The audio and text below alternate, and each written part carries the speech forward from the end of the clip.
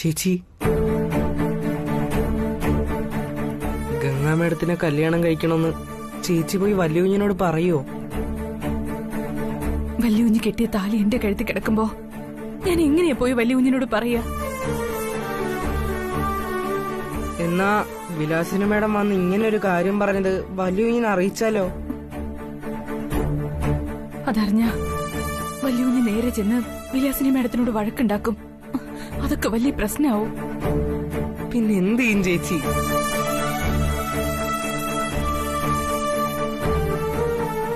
എന്നെ എന്നും കാത്തു രക്ഷിച്ചിട്ടുള്ളത് എന്റെ വിളപ്പുറത്തമ്മയാ. അമ്മ എന്നെ കാക്കും. വിളപ്പുറത്തമ്മ ചേച്ചിയെ കൈവിടുവോ കൈവിടില്ലേ എന്നൊന്നും എനിക്കറിയത്തില്ല. പക്ഷെ വല്യുഞ്ഞി ചേച്ചിയെ കൈവിടത്തില്ല. ചേച്ചി ധൈര്യമായിട്ടിരിക്കുക. നാളെ നല്ലതേ നടക്കും. ആനന്ദ് അമ്മയുടെ ഏറ്റവും അനുസരണയുള്ള മകനാ. അമ്മ പറയുന്നതേ കേൾക്കും. പിന്നെ കല്യാണിക്കാണെങ്കിൽ അഖിലാന്റി കാണപ്പെടുന്ന ദൈവം. ആന്റിക്ക് അവരോടും അങ്ങനെ തന്നെ. അത്രക്കിഷ്ടം അവര്. അങ്ങനെയുള്ളപ്പോ അഖിലാന്റിക്ക് വേദന ഉണ്ടാക്കുന്ന ഒരു തരത്തിലുള്ള കാര്യങ്ങളും അവര് ചെയ്യില്ല. അത് വിശ്വാസം. ആരും ആരുടെയും കണ്ണീര് കാണില്ല. ആരും ആരുടെയും ദുഃഖവും കാണില്ല. ആരും ആരുടെയും വേദന കാണില്ല. ആരും ആരുടെയും സങ്കടങ്ങളും കാണില്ല. എന്നാൽ എല്ലാവരും മറ്റുള്ളവരുടെ തെറ്റിനെ കണ്ടെത്തും. അതാണ് ജീവിതം. പക്ഷെ ഇവരെ സംബന്ധിച്ച് പറഞ്ഞ അവര് പ്രവചനങ്ങൾക്കും അതീതമാണ്. അതുകൊണ്ട് ആ ജ്യോത്സ്യം പറഞ്ഞത് വെറും കള്ള.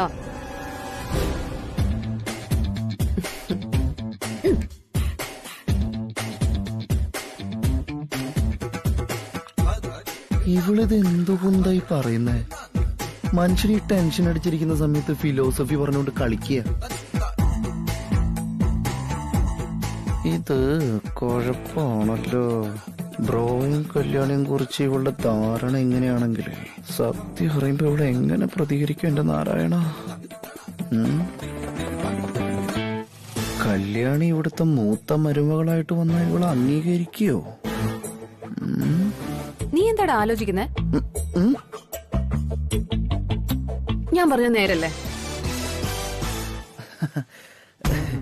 കുട്ടം പറഞ്ഞത് 100% ശരിയാ. ഓ, എന്നാലും എന്റെ നന്ദനെ, നിന്നെ ഞാൻ സമ്മതിച്ചിരിക്കുന്നു കേട്ടോ. പുസ്തകങ്ങൾ ഇങ്ങനെ വായിച്ചു കൂട്ടുന്നതിന്റെ ഗുണേ നിന്റെ നാവിൽ നിന്ന് ഇങ്ങനെ അനർഘ നിർകളായിട്ട് ഒഴുകയില്ലേ? ചേച്ചി, നിങ്ങൾ സംസാരിക്കേ. ഞാൻ ആ സുജാത ചേച്ചി എന്തിനാ വിളിച്ചതെന്ന് ചോദിച്ചിട്ട് വരാം.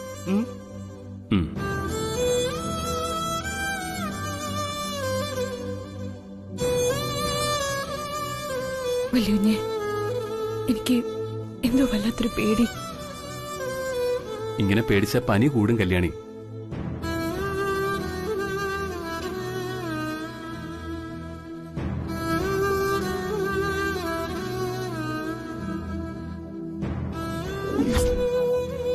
ഹൃദയം പൊട്ടുന്ന വേദനയോടെയാണെങ്കിലും നീ ഞാൻ കെട്ടിയ താലി ഊരി മാറ്റിയേ പറ്റൂ. നാളെ രാവിലെ 8:30 നിന്റെ കഴുത്തിൽ ഈ താലിമാല ഉണ്ടാവാൻ പാടില്ല. എന്താ വല്യുഞ്ഞ ആലോചിച്ചോണ്ടിരിക്കണേ? ഒന്നുമില്ല കല്യാണി. നിന്നെ കൊണ്ട് അങ്ങനെ ഒരു കാര്യം ചെയ്യിപ്പിക്കേണ്ടി വന്നല്ലോ എന്ന് ഓർക്കുമ്പോ ഉള്ളിലൊരു ടെൻഷൻ. ഇന്നലെ ഞാൻ ഉറങ്ങിയതേയില്ല. അതിരാവിലെ എഴുന്നേറ്റു ഞാൻ.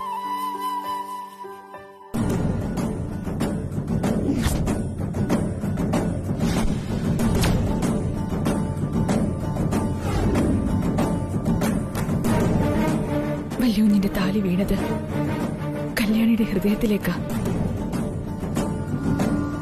അതൂരി മാറ്റാൻ പറ്റില്ല. ഈ കല്യാണി ഉള്ളൊരുക്കി പ്രാർത്ഥിക്കാം. ഒരബദ്ധം വരില്ല. ശരി, നീ റെസ്റ്റ് എടുക്ക. വല്യുഞ്ഞെ, ഇനി അമ്മയോടൊന്നും എതിർത്ത് പറയരുത്. ഞാൻ എതിർക്കല്ല കല്യാണി. എന്റെ അമ്മയ്ക്ക് ഒരിക്കലും തെറ്റ് പറ്റരുതെന്നോർത്ത് ചില കാര്യങ്ങൾ ചൂണ്ടിക്കാണിക്കുന്നതേ ഉള്ളൂ. അത് തൃച്ചംബരത്തിന് വേണ്ടിയാ. അത് ഇനിയും പറയും. ആ അനിയങ്കൂട്ടാ, എന്താ വല്യുഞ്ഞി? കല്യാണിയെ നോക്കിക്കോണം. ശരി വല്യുഞ്ഞി. ഞാൻ പോട്ടെ. മൂന്നുപേരും ചിന്തിച്ച് കൊഴിഞ്ഞു നിൽക്കുകയാണെന്നറിയാം. ഇതാണ് ആ ജോൾസിന് എഴുതിയ കുറിപ്പ്. ഈ കുറിപ്പിൽ ജോൾസിന് എന്താണ് എഴുതിയിരിക്കുന്നതെന്ന് നീ ഒന്ന് വായിച്ചോ.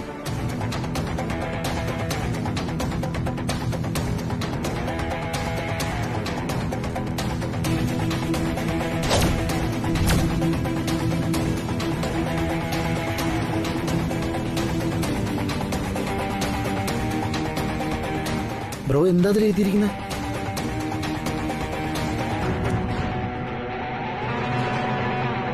നാളെ രാവിലെ നിങ്ങളുടെ തലയ്ക്കൊരു അപകടം സംഭവിക്കും.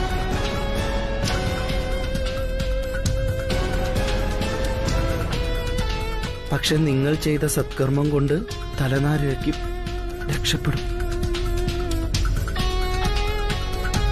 അല്ലജ, രാവിലെ നടന്ന കാര്യം അതേപടി എഴുതിയിരിക്കുന്നു. അപ്പൊ ആ ജോൾസൺ സത്യമാണല്ലോ എഴുതിയിരുന്നത്. അതെ അച്ഛാ, ഇത് ജോൾസിന് എഴുതിയതാണെങ്കിൽ രാവിലെ അമ്മയുടെ കയ്യിലുണ്ടായിരുന്ന പേപ്പറിൽ ബിസിനസ്സിൽ വൻ നഷ്ടങ്ങൾ ഉണ്ടാവും എന്നാണല്ലോ എഴുതിയിരുന്നത്. അപ്പൊ അതേത് കുറിപ്പ്? അത് ഞാൻ എഴുതി വെച്ചത്.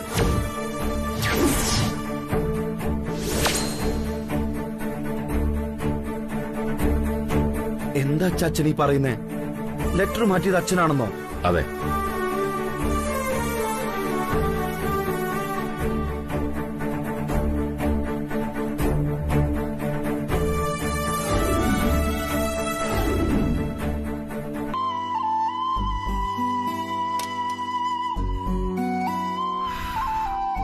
ചേച്ചി ദാ കഞ്ഞി കുടിക്കും.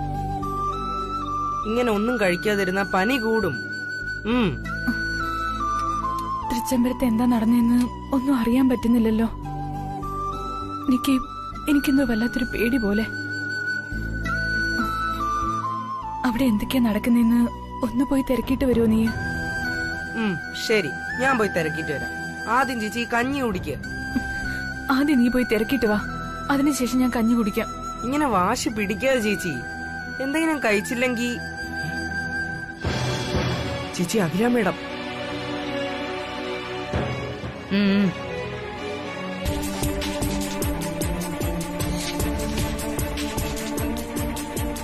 ജോൾസിനെ അന്വേഷിച്ചു പോയ കൂട്ടത്തിൽ ഒരു ലെറ്റർ പാഡ് കിട്ടിയത് നന്നായി. അഖില, ക്ഷമിക്ക്, വേറെ വഴിയില്ല എന്നിട്ട്.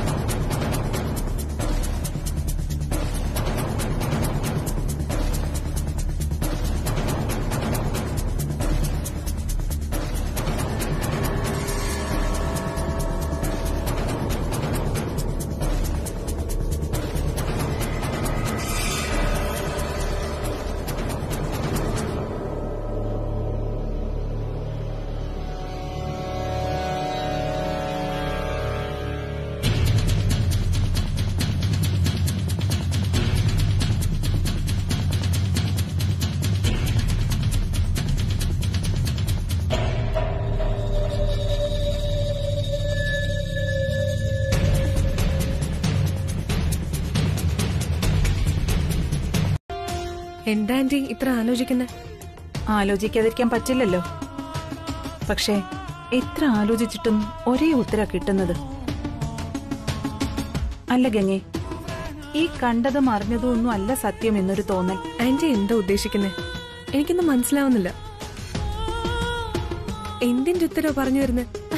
ചോദ്യത്തിന്റെ ചോദ്യത്തിനല്ലേ ഉത്തരവുള്ളൂ. എന്താ ആന്റി ചോദ്യം?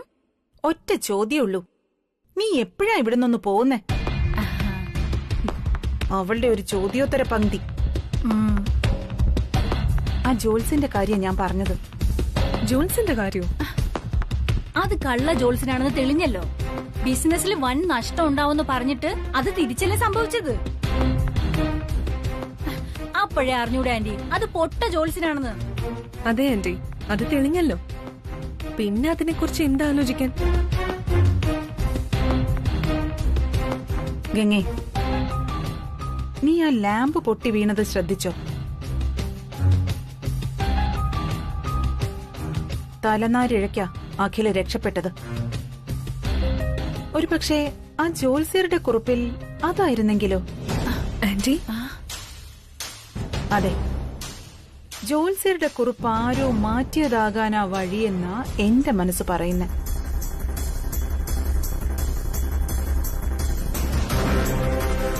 കുറിപ്പിൽ പറഞ്ഞത് ബിസിനസ്സിൽ നഷ്ടം ഉണ്ടാകുമെന്ന.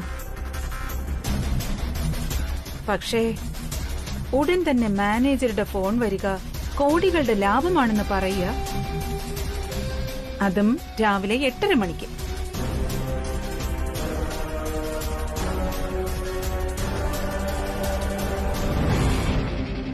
എവിടേക്കോ ചില തിരിമറികൾ നടന്നിട്ടില്ലേ എന്നാ ഞാൻ ആലോചിക്കുന്നത്.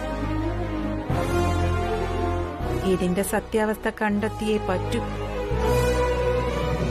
അത് ഞാൻ കണ്ടെത്തിയിരിക്കും.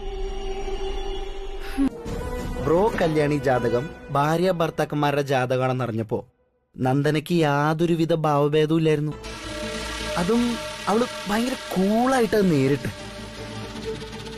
അവള് പറഞ്ഞത്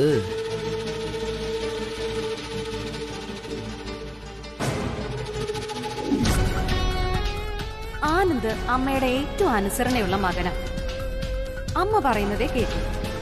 പിന്നെ കല്യാണിക്കാണെങ്കിൽ അഖിലാന്റി കാണപ്പെടുന്ന ദൈവം. ആന്റിക്ക് അവരോടും അങ്ങനെ തന്നെ, അത്രക്കിഷ്ടം അവരെ. അങ്ങനെയുള്ളപ്പോ അഖിലാന്റിക്ക് വേദന ഉണ്ടാക്കുന്ന ഒരു തരത്തിലുള്ള കാര്യങ്ങളും അവര് ചെയ്യില്ല.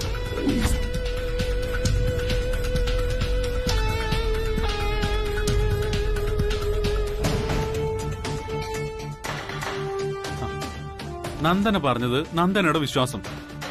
അതിന് നീ എന്തിനാ അരവിന്ദ ടെൻഷൻ അടിക്കുന്നത്? അതല്ല, ബ്രോയെ കുറിച്ചും കല്യാണിയെ കുറിച്ചും നന്ദനയ്ക്ക് ഇങ്ങനെ ഒരു ഒപ്പീനിയൻ ഉള്ളപ്പോഴേ സത്യം അറിയുന്ന സമയത്ത് അവൾ എങ്ങനെ പ്രതികരിക്കുന്നു ഓർത്തിട്ട് എന്റെ ടെൻഷൻ. സത്യം മനസ്സിലാവുമ്പോ ബ്രോയുടെ കല്യാണത്തെ നന്ദന എതിർത്തുകൂടാന്നില്ലേ? സ്വയം പരിഹാസിയായെന്ന് ഓർക്കുമ്പോ ആ ദേഷ്യത്തിൽ തൃച്ചംബരത്തെ രണ്ടാമത്തെ മരുമകളെന്ന നിലയ്ക്ക് നന്ദന അമ്മയോടൊപ്പം കൂടി ഇതിനെ എതിർപ്പായിട്ട് നിന്ന. ഓ, കറക്റ്റ്. ഇത് മാത്രമല്ല, എന്റെ മുന്നിലേക്ക് കൊണ്ടുവന്ന ആ 2 ജാതകക്കാർ തന്നെയാണ് ഒരുമിച്ച് ജീവിക്കേണ്ടത്.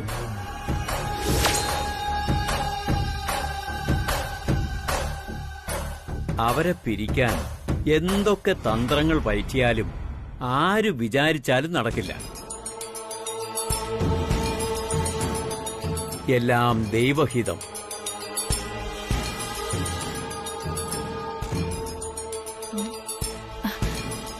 ആന്റി, എന്തൊക്കെയാലും ഇവിടെ വരെ വന്നതല്ലേ, അഖിലാന്റിക്ക് എഴുതി കൊടുത്തതുപോലെ ആന്റിക്ക് ഒരു കുറിപ്പ് എഴുതി വാങ്ങിച്ചൂടെ?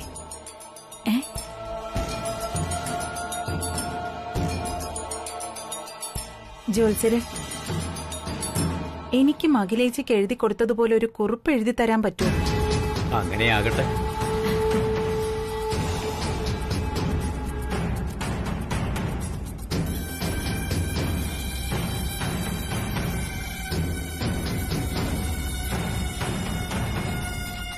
എന്തിനാ ആന്റി ഇവിടെ വണ്ടി നിർത്താൻ പറഞ്ഞു? എന്താ ആലോചിക്കുന്നേ? പറയാം. ജയന്തി, എന്താ ആന്റി? ആവശ്യമില്ലാത്ത സത്യാന്വേഷണ പരീക്ഷണങ്ങളൊന്നും വേണ്ട. ആ ജോത്സ്യർ ഇപ്പൊ തന്ന കവറിങ് എടുക്ക്.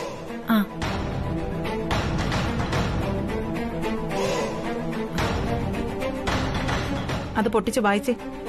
അയ്യോ ആന്റി, ജോത്സ്യൻ പറഞ്ഞത് ഈ കവർ 2 ആഴ്ച കഴിഞ്ഞ് തുറക്കാവുന്നല്ലേ?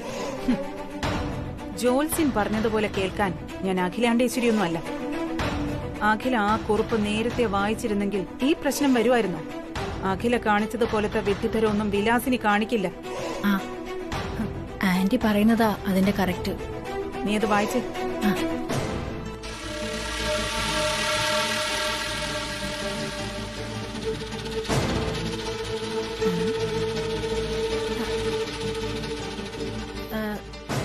സർവവിഘ്നം ചിതയാളൽ.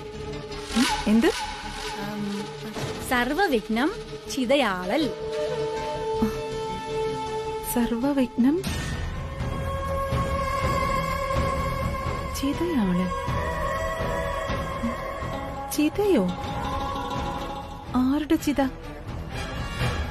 എന്റെ ചിത?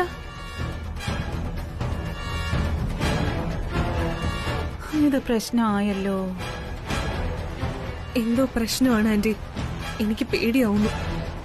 ആ ജോത്സ്യൻ വല്ല മന്ത്രവാദവും ചെയ്തു തന്നാണോ? ഇത് മന്ത്രവാദം കൂടോത്രൊന്നും അല്ല. ഇത് നമുക്ക് മനസ്സിലാവാത്ത ഏതോ ഭാഷയാ. ഈ മുദ്ദു ഗൗ ലേലുവലു എന്നൊക്കെ പറയുന്ന പോലെ.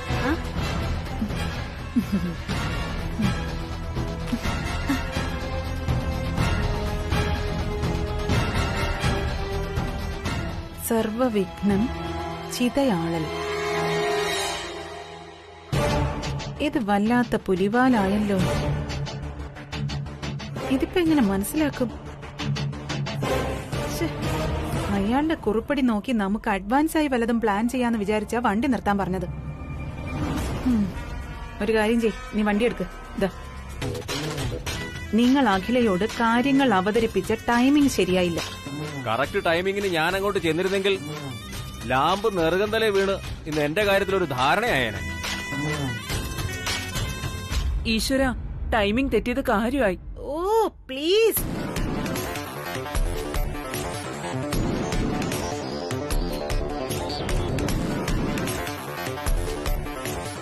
നിങ്ങൾ ഒറിജിനൽ അച്ഛനും അമ്മയും അല്ലെന്ന് ഈ ജയന്തിക്ക് അറിയില്ല. ഓ, അത് ശരിയാണല്ലോ. ഗംഗയുടെ അച്ഛനോടും അമ്മയോടും ഞാനൊരു കാര്യം അങ്ങോട്ട് പറയാം. നിങ്ങൾ ഇങ്ങോട്ടൊന്നും പറയണ്ട. അതായത് ഇന്ന് രാവിലെ ഉണ്ടായ സംഭവം വെച്ച് അഖില നിങ്ങളുമായി അത്ര സ്വരച്ചേർച്ചയിലല്ല. നിങ്ങളുടെ വാക്ക് പോലും കേൾക്കാൻ കൂട്ടാക്കാത്ത അഖിലയെ കൊണ്ട് നിങ്ങൾ ഇവിടെ നിർബന്ധിപ്പിച്ച് നിർത്തിക്കണം. നിങ്ങളെ വിളിച്ചു വരുത്തി അഖില ഇങ്ങോട്ട് കല്യാണക്കാര്യം ചർച്ച ചെയ്യണം.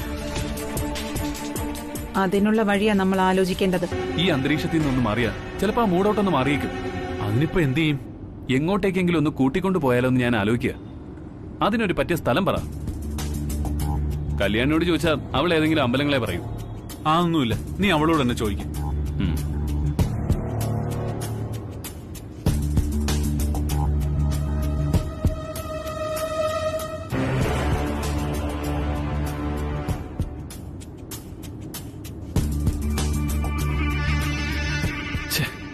എന്താ? അവളുടെ ഫോൺ സ്വിച്ച് ഓഫാ. ഒന്നുകൂടെ ട്രൈ ചെയ്യ്, ചിലപ്പോ റേഞ്ച് ഔട്ട് ആയിരിക്കും.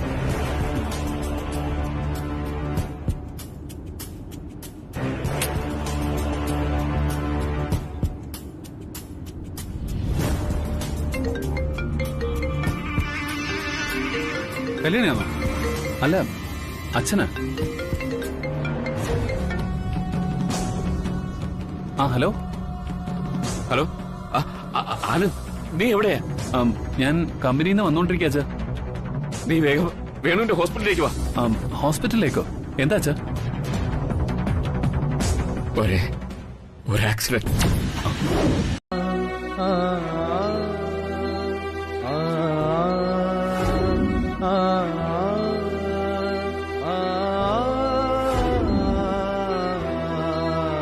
അതിനൊന്നും സംഭവിച്ചില്ലല്ലോ.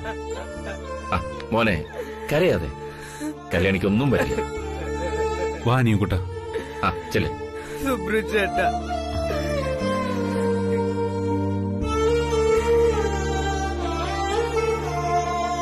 കല്യാണി എന്നെ രക്ഷിക്കാൻ നോക്കിയതാ. മാഡത്തിനൊന്നും സംഭവിച്ചില്ലല്ലോ, അത് മതി എനിക്ക്.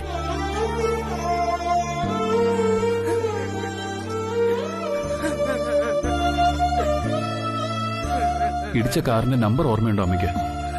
ഇല്ല ആനന്ദ്, ആ കാറിന് നമ്പർ പ്ലേറ്റ് ഇല്ലായിരുന്നു. ആനന്ദ്, ഇത് ബോധപൂർവ്വം ആരോ ആന്റി അപായപ്പെടുത്താൻ നോക്കിയെന്ന് എനിക്ക് തോന്നുന്നത്.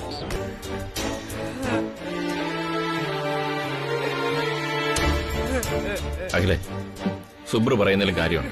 നീ DSP ഒന്ന് വിളിക്കും.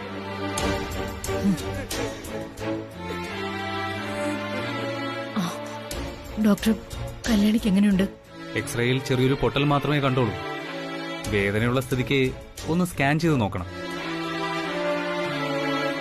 പേടിക്കാനൊന്നുമില്ല. സാധാരണ ഒരു കാറടിച്ചാൽ ഇങ്ങനെയൊന്നും അല്ല വരാറുള്ളത്. ഭാഗ്യത്തിന് ഹെഡ് ഇഞ്ചുറി ഒന്നും വന്നില്ലല്ലോ. കല്യാണി നല്ല മയക്കത്തിലാ. അത് സെഡേഷന്റെയാ, മാറിക്കോളൂ. അഖിലയിൽ നിന്നും കല്യാണിയെ എത്ര അകറ്റാൻ നോക്കിയാലും എന്തെങ്കിലും കാര്യങ്ങൾ പിന്നെയും വരും. അവരൊന്നാവുകയും ചെയ്യും.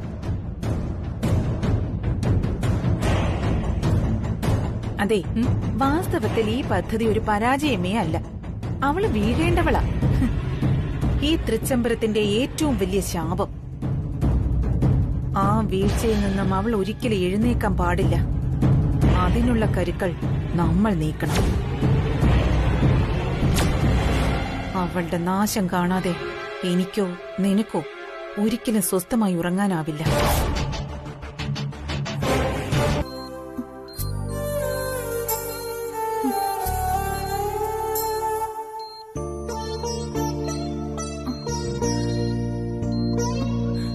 വല്യുഞ്ഞേ, മാഡത്തിനൊന്നും. നീ എന്താ കല്യാണി ഇങ്ങനെ ആയിപ്പോയത്? ഹോസ്പിറ്റൽ ബെഡിൽ കിടക്കുമ്പോഴും നീ അമ്മയെക്കുറിച്ചാണല്ലോ ആലോചിക്കുന്നത്.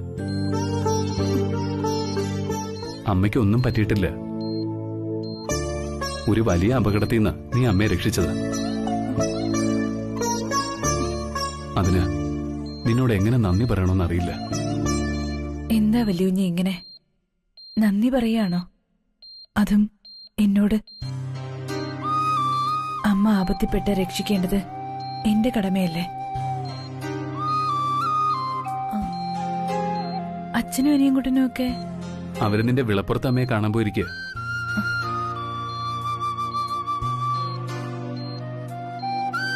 നീ എന്നോടൊന്ന് സംസാരിക്കുന്നത് വരെ എനിക്ക് എന്ത് ടെൻഷനായിരുന്നു എന്നറിയാമോ?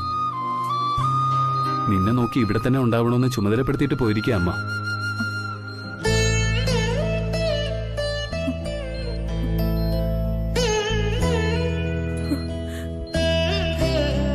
അറിഞ്ഞോ അറിയാതെയോ അഖില മേഡം അങ്ങനെ പറഞ്ഞെന്ന് കേട്ടപ്പോ എന്തോ ഉള്ളിലൊരു സന്തോഷം.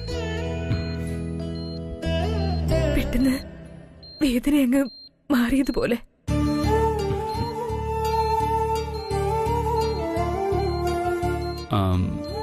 കല്യാണി, ഇടിച്ച വാഹനം ഏതാണെന്ന് നീ ശ്രദ്ധിച്ചായിരുന്നോ? എന്താ കല്യാണി, നീ എന്തോ എന്നിൽ നിന്ന് മറച്ചു വെക്കാൻ ശ്രമിക്കുന്നത് പോലെ. ഞാനൊന്നും മറച്ചു വെക്കുന്നില്ല വല്യുഞ്ഞെ. ഇത് മറച്ചു വെക്കാൻ പാടില്ലെന്നാ എന്റെ മനസ്സ് പറയണേ. പറയൂ കല്യാണി, എന്താ സംഭവിച്ചത്? ഞാൻ വിളപ്പുറത്തമ്മേ തൊഴുതിറങ്ങി വരികയായിരുന്നു. അപ്പോഴാ അഖില മേഡം കാറുമായിട്ട് വന്ന് എന്നെയും കയറ്റി പുനഃപ്രതിഷ്ഠ നടക്കുന്ന ശ്രീഭൂതനാഥ ക്ഷേത്രത്തിലേക്ക് പോയത്. ക്ഷേത്രത്തിന് മുന്നിൽ കാറ് പാർക്ക് ചെയ്ത് റോഡ് ക്രോസ് ചെയ്യുമ്പോ ഒരു നമ്പർ പ്ലേറ്റ് ഇല്ലാത്ത കാറ് മാഡത്തിന് നേർക്ക് പാഞ്ഞു വന്നു. പെട്ടെന്ന് ഞാൻ മാഡത്തിനെ പിടിച്ചു മാറ്റി. അപ്പോഴാ ആ കാർ എന്നെ ഇടിച്ചത്. ഹലോ, ഈ തൃസന്ധ്യാ സമയത്തും നീ എന്നെ തേടി ഇറങ്ങിയിട്ടുണ്ടാവുന്ന എനിക്കറിയാം.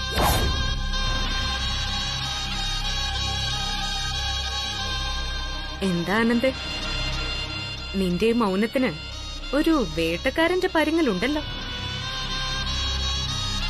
എടുത്ത ആയുധം മടക്കി വെക്കുന്നതാ നല്ലത്. കാരണം വേട്ടമൃഗം നിന്നിൽ നിന്ന് ഒരുപാട് അകലെ എത്തിക്കഴിഞ്ഞു. അതെ ആനന്ദ്, ഞാൻ മുംബൈയിൽ എത്തിക്കഴിഞ്ഞു. അധിക നാളത്തേക്കൊന്നുമല്ല, കുറച്ചു ദിവസത്തേക്ക്. മടങ്ങി വരും ഞാൻ.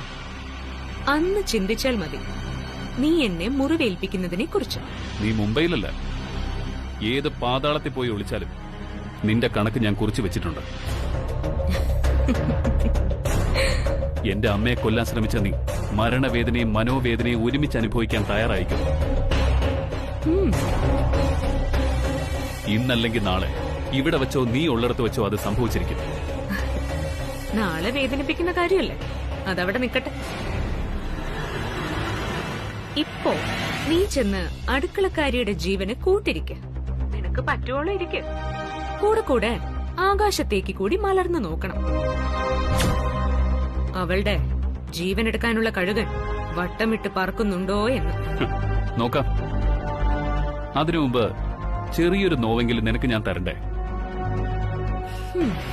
ഇല്ലെങ്കിൽ ഞാൻ തൃച്ചംബരത്തെ അഖിലാണ്ടേശ്വരിയുടെ മകനല്ലാതായിരിക്കണം. മനുഷ്യനിവിടെ ഭ്രാന്തെടുത്ത് നിൽക്കുമ്പോഴാ ആ നേരത്തെ ഒരു ഫോൺ വിളി. ഈ സഹദേവേട്ടന് ഒരു വീണ്ട വിചാരം ഇല്ലാതായി പോയല്ലോ. സഹദേവേട്ടനാ ഇവിടുന്ന് വല്ല ഏഷണിയും ചെന്നോന്ന് എനിക്കൊരു പേടി. ഏതായാലും അതൊന്നും ഇല്ലായിരുന്നു. അല്ല, നിനക്കിതെന്തു പറ്റി? വല്ലാതിരിക്കുന്നല്ലോ. അയ്യോ, കവള് രണ്ടും ചുവന്ന് തിണർത്ത് കിടക്കുന്നല്ലോ. ഇതെന്തു പറ്റിയതാ?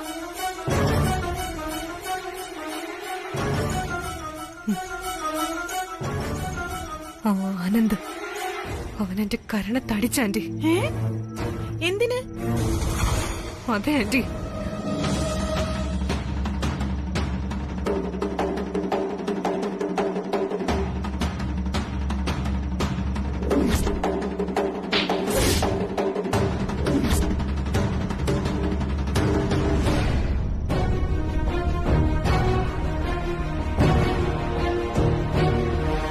ഈശ്വരാ, രണ്ട് കവളത്തും അടി വീണിട്ടുണ്ടല്ലോ.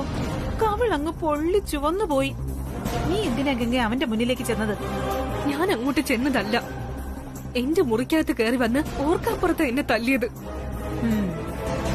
മനസ്സിലായി. പ്രിയങ്കയെ കിട്ടാത്തതിന്റെ കാര്യം നിന്നോട് തീർത്തതാ. അവന്റെ പ്രാണസഖി ആ അടുക്കളക്കാരി ആശുപത്രി കിടക്കുകയല്ലേ.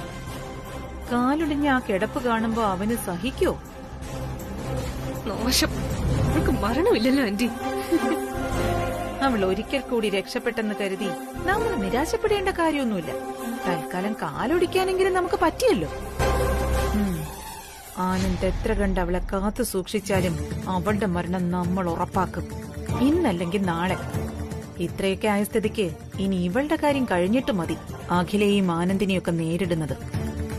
ദാസേട്ടാ, ഞാനേ കല്യാണിയെ സമാധാനിപ്പിക്കുകയായിരുന്നു. കല്യാണിയുടെ കാലിന് ചെറിയൊരു ഓപ്പറേഷൻ വേണമെന്ന് ഡോക്ടർ പറഞ്ഞു. ഓപ്പറേഷനോ? പേടിക്കാനൊന്നുമില്ല. ഓപ്പറേഷൻ നടത്തിയാലേ കല്യാണിക്ക് നന്നായിട്ട് നടക്കാൻ പറ്റൂ. ദാസേട്ടന് കല്യാണിയേക്കാൾ ഭയമാണല്ലോ. പേടിക്കാനൊന്നുമില്ല ദാസേട്ടാ, ഇത് ചെറിയൊരു ഓപ്പറേഷൻ അത്രേ ഉള്ളൂ. അരമണിക്കൂർ കൊണ്ട് കഴിയും. അത് ചെയ്തില്ലെങ്കിൽ നടക്കാൻ കാലതാമസം ഉണ്ടാവുമെന്ന ഡോക്ടർ പറഞ്ഞത്. തൃച്ചംബരത്തെ ഔട്ട് ഹൗസിലായി ഓടിച്ചാടി നടക്കുന്ന കല്യാണിയെ മതി നമുക്ക്. എന്നാ ദാസേട്ടൻ കല്യാണിയുടെ അടുത്തിരിക്കുക. ഓപ്പറേഷന് മുമ്പ് ചില ഒഫീഷ്യൽ ഫോർമാലിറ്റീസ് ഉണ്ട്. ഞാൻ അതൊക്കെ ഒന്ന് ക്ലിയർ ചെയ്യട്ടെ.